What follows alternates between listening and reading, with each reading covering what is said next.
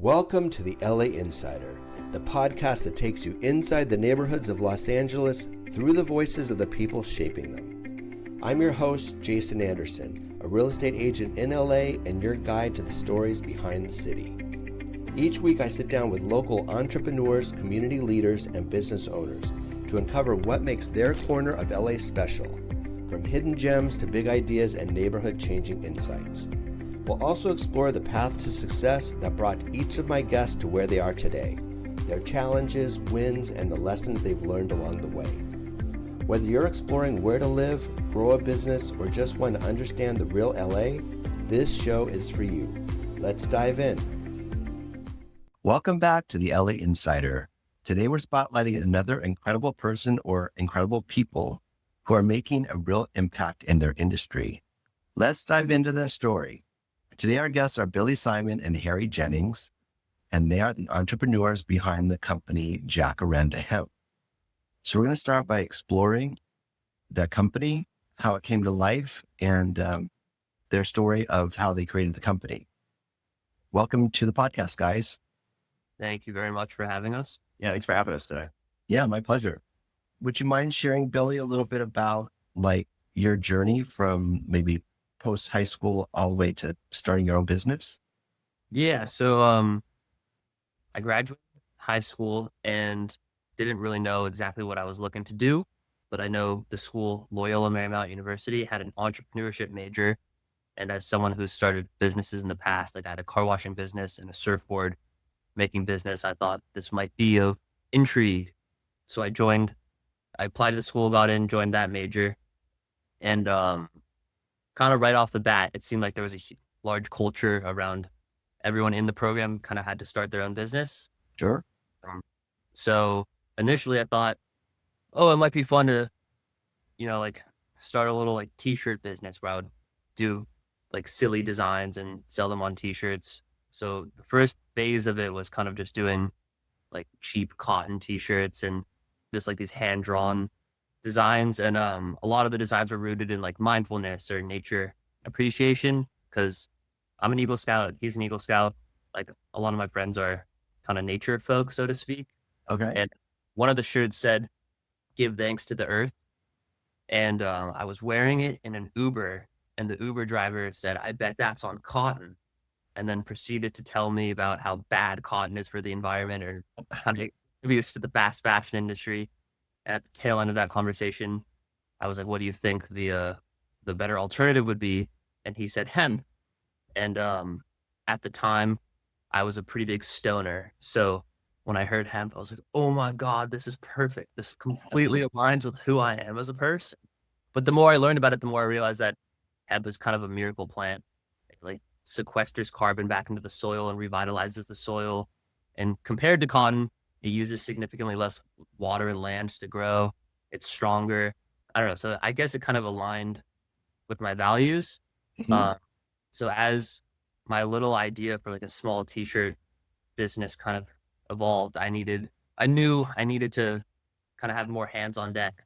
So that's when I reached out to Harrison. And then there's two other co-founders who are also lifelong best friends and Eagle Scouts. But we assembled the troop, so to speak, where the business was born. And kind of initially we were just doing these t-shirts and we were selling them at flea markets, and kind of doing these one-off sales. But we, as a value-driven business, I guess, decided if we want to get hemp out there in the largest form or scale possible, what are we going to need to do that? And we were saying selling at flea markets isn't going to be the answer. So we kind of kept that facet of our business and switched to doing merchandise, because we were oh, but if a business needs merchandise, they're going to get hundreds of shirts. And that way we're kind of getting our product out there on a larger scale. Yeah. So we've evolved into merchandise, and now we're just exploring doing industrial style work. So it's we're now dealing with thousands of units, but it's kind of fun because it started with just doing silly t-shirts, and now it's kind of oh, we can really do anything anyone wants, but in a more eco-friendly way. That's where we're at. So this all began as a school project, essentially. Yeah, it was kind of nice because it it wasn't directly assigned, like, start a business, but it was like all my peers would go to class, take what they learned, and then apply it to their businesses. So I was telling myself, if I want to like fit in, for the lack of a better term, I was like, I better start a business now. But yeah, And then what did you end up doing with did you end up graduating, and what degree did you end up getting? yeah. So I graduated with my major was entrepreneurship, but it was a standard like business bachelor's degree. And then for the people that had started businesses that actually had a little bit of traction, Mhm. there was an incubator course. So it was basically like everyone would get together. The professor would bring in a specific guest speaker or touch on a topic. But then it was mostly just like a what's the word? Like a co-working environment. Yeah. So it was kind of like everyone could just brainstorm together and advise each other. So it was kind of nice because I graduated and then was not handed like a career path, but I was definitely not directionless. Mhm. Right. I'd already built the foundation to something. And so we can better understand the timeline. So how many years was college? College was 4. The business started probably a year and a half, 2 years in. Okay. It was kind of like the first little bit was kind of just spinning the wheels, like getting to know people, kind of taking like the gen ed classes everyone has to take. Yeah. I Um, mean, you're like 20 years old or something. So, can't be expected to, necessarily launch a business so quickly. yeah, but it was fun. It was like right when we got the idea, we kind of knew like, oh, okay, like as long as we just keep chipping away at this, like we'll be able to graduate and have something to keep working on. Yeah. That's amazing. So 2.5 years in school. And then how many years has it been since you've been out? I guess a year, 2 years, 2 years. 2 years. Yeah, About 4 years. yeah, And started out as doing the flea market type thing. And then you scale to online. And yeah. is it just your own website, or are you like selling it on like Walmart.com or something like that? Just our own website for now, because the retail side is kind of like we looked a little bit into getting to brick and mortars or like we have a click and mortar store. It's kind of what it's called. But then when we switched to doing the B2B, like the merchandising, Mhm. that's more like businesses will come to us and say, oh, we're launching, we have this event coming up. We're going to need shirts for that. Or like we're launching like a new store in this location. We want to do shirts there. So it's kind of like our product, but it's under their brand or their name. Yeah. So it's almost like have a generic manufacturing arm of your business. Yeah. Okay. So where another company can hire you to do whatever their logo is or their message, but you'll create the products for them. Yeah. Very good. So like 2 channels or 3 now. You've got the in person, you've got the online, and then you've got the working for other people. Yeah. We're trying to dip our toes in everything, I guess. See what, Definitely. yeah. So what do you have on for the future? Like, what are you guys thinking is your next arm, or where are you guys going to grow into? Right now we're kind of exploring this like industrial side. So I guess like this is a very random and specific example, but do you know sandbags, like those plastic bags with sand? So we've discovered there's a little niche where basically when people deploy sandbags, Uh-huh. they then have to retrieve the sandbags because that would be littering or polluting, basically just leaving plastic bags of sand everywhere. Yeah. Uh, but we found that there's a little bit of a demand for bags that can biodegrade or Sure. decompose. So Uh-huh. with our all natural fabrics, we're able to do that. So now we're kind of exploring this idea of people are able to spend a little bit more on like a all natural bag rather than cheaply made plastic one. Mhm. Um, but it has significantly less environmental impact. And then, yeah, It's things amazing. around. And are those hemp bags essentially, or something else? Yeah, it's for hemp blend. Is a hemp blend? Yeah, but it's 100% hemp is kind of where we're trying to stay in that lane. Okay. Wow, that could really grow. I don't think there's a lot of people doing that, so that has a lot of potential, it sounds like. Yeah. And then what are the challenges with going into manufacturing? So do you have to have your own plant, or are you renting machines? How does that work?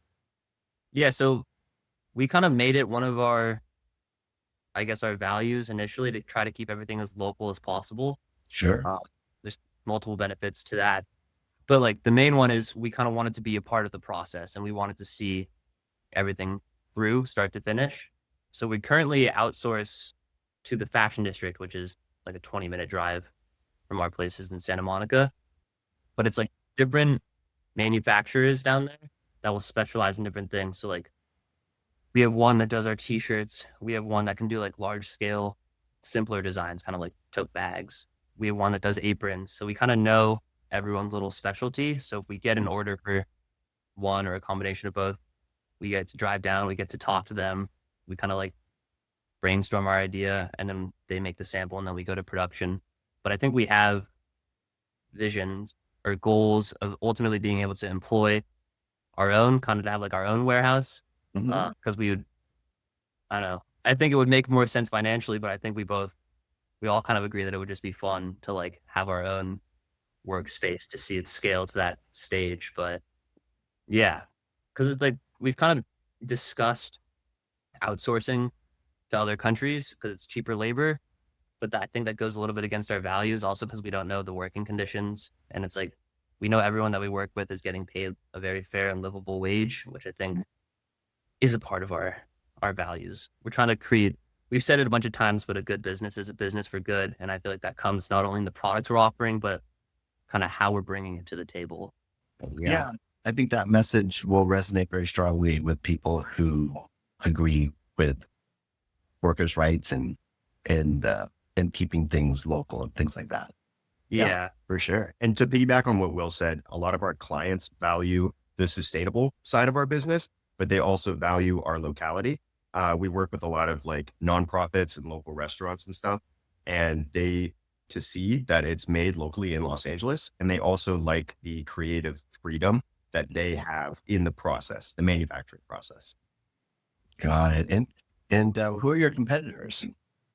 there's a couple of different, I guess, sides to that question because it's like in regards to like the B2B merchandise, it would be like the custom inks of the world because it's like people can go to custom ink and kind of get their designs printed on shirts, but none of those businesses offer all natural, locally sourced, sustainable fabrics. And then the other side is there's a couple other hemp companies. One of them is another local one named Young Maven, but it seems like they strictly do clothing, whereas we're kind of trying to say like, oh no, we can do just like more than hoodies and t-shirts and pants. But yeah, it doesn't seem like I get hemp became legal to grow, sell, and use industrially in 2019, at least in the States. Yeah, so it's a new industry. Exactly. Yeah. So it's not like we're going into an industry and saying, oh, we want to offer cotton t-shirts. No one's done that before. But yeah, it seems like there's a handful of other people trying to bring hemp garments to make it, but I don't think we have any that are directly doing what we're trying to do. Now, what are the differences between a hemp t-shirt versus like cotton? Or I think nowadays we're seeing a lot of mixtures of polyester and cotton, that whole like Lululemon, what do they call it? Everything is stretchy. Yeah. Well, I mean, I guess the environmental reasons for us is it's like growing hemp takes zero pesticides or herbicides. And then in order to get the product or the fabric to like a wearable state, it doesn't require any chemicals. So bamboo is another fabric that we've thought about using, but it takes a ton of chemicals in order to actually treat it and make it wearable. Okay. Yeah. And then with like cotton, for example, like there are organic cottons and that's definitely better than polyester, which is totally like a Oil.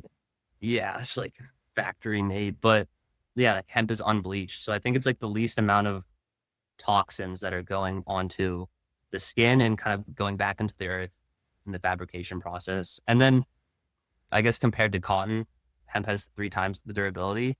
So it'll just last longer. We've also said before, like it wears in, not Good tagline. Yeah. Yeah. We've got a ton of little taglines. And I think it's really important that the clothes last longer. Yeah. Because the huge part of sustainability that people don't really talk about.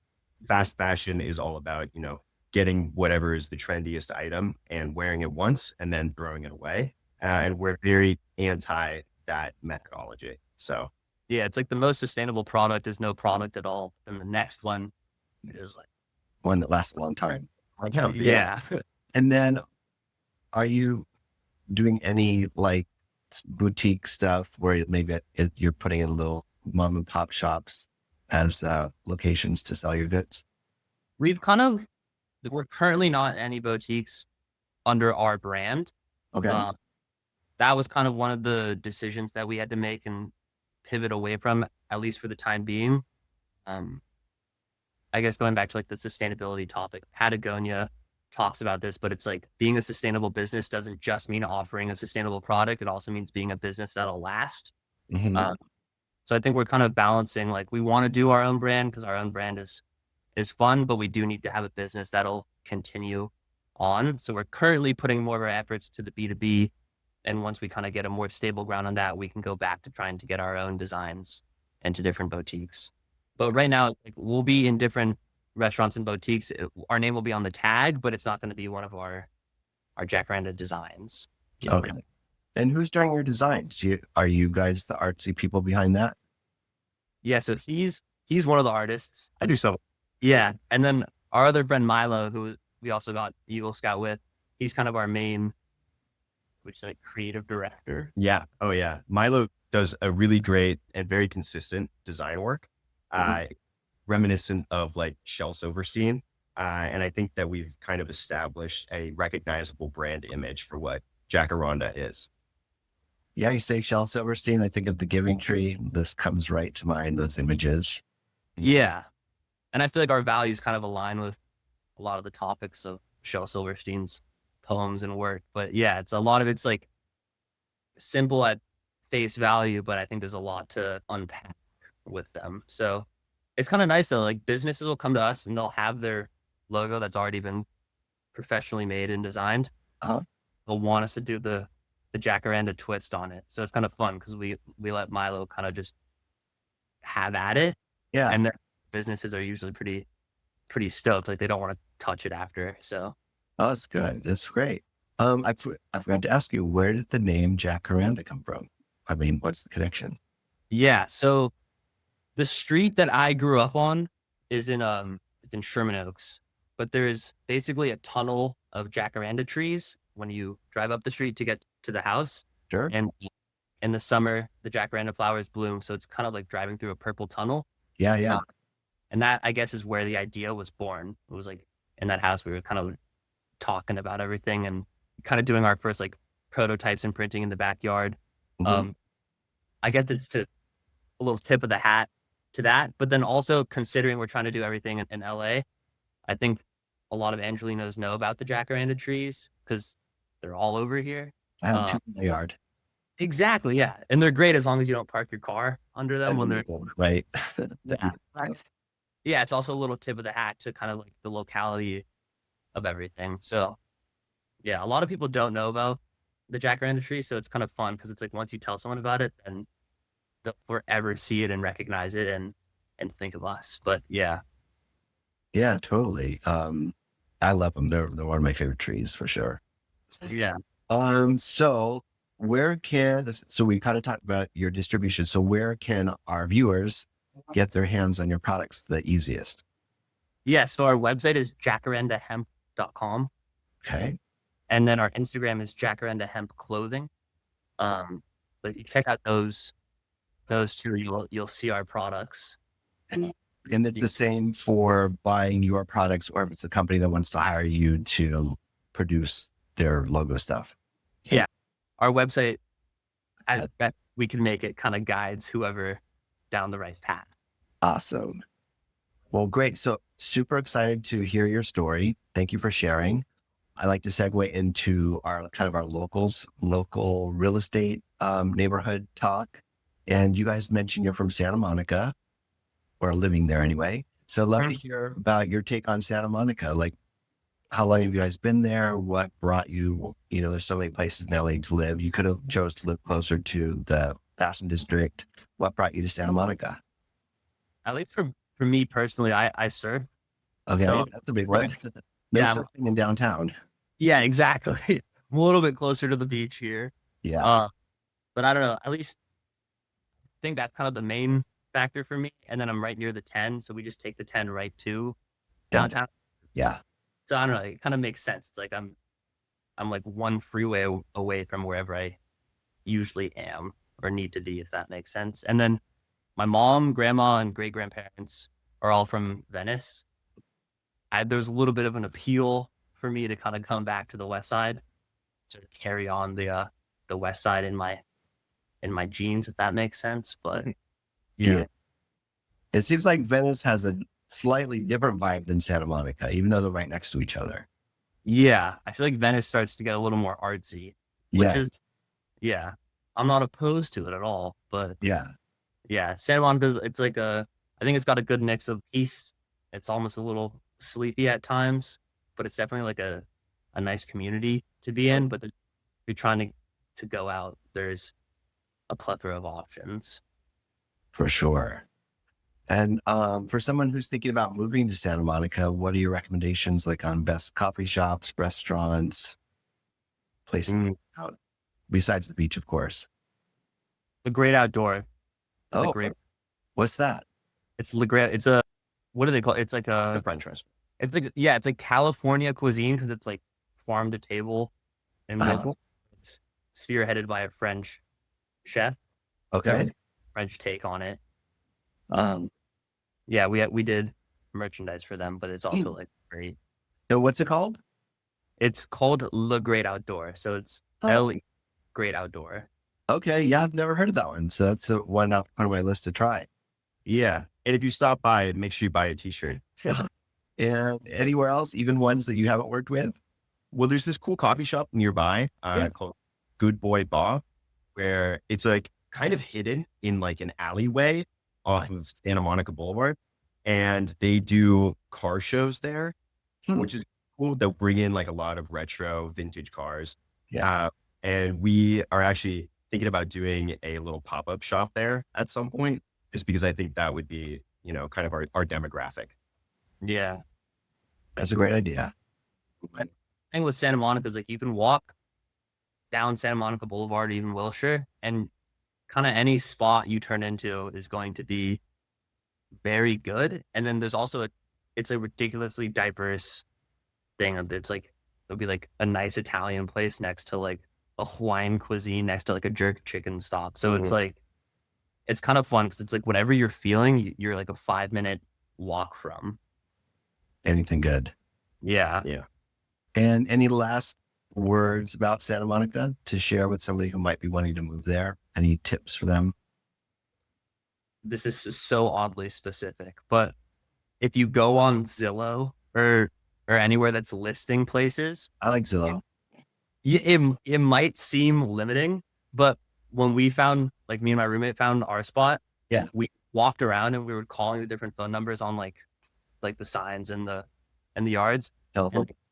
Yeah, they had a ton more options. So I feel like people thought about moving to Santa Monica and they're like, there's nothing available. But you're like a phone call away from someone saying like, I actually have 10 more spaces that I just haven't listed yet. Oh, good. Yeah. So just drive around, look at the signs. Yeah. Good. Pick a spot that you enjoy and then just like walk a couple blocks and you'll run into options. Yeah. And then Santa Monica has kind of like neighborhoods within the city. Is there any one particular that you prefer over the other? I'm on the border of like Santa Monica and Brentwood, so I like that a lot. Also, I was thinking of one more hidden gem that Santa Monica has.